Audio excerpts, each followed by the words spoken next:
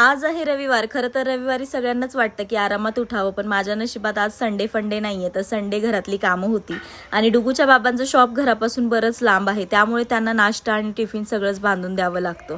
आणि एकदाचं सर्व करून दिलं ना मग मी निवांत असते. आणि आता भाजी पोळीची तयारी आणि नाश्ता बनवायची तयारी सुरू होती. आणि तुमच्यापैकी किती जणांना वाटतं की रविवार हा डबल वार असतो? मला कमेंट्समध्ये नक्की सांगा. आणि डुगू झोपलेली असते ना तेव्हाच ही तयारी करायला जमते. ती मध्येच उठली ना मग सगळं बाजूला ठेवावं लागतं, अगोदर तिला खेळवावं लागतं, मग कामं आवरावी लागतात. आणि बटाट्याची भाजी पण रेडी झालेली, ते शॉपवर गेले. अगोदर म्हटलं की मँगो कट करून खावा, मग कामं आवरते.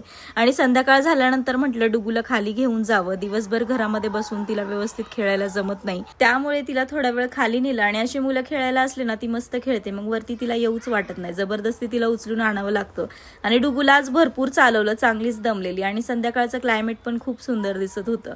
आणि बाजूच्या दादूने डुगूला असा जादू बनवला होता आणि हा जादू पूर्ण घरभर फिरत होता.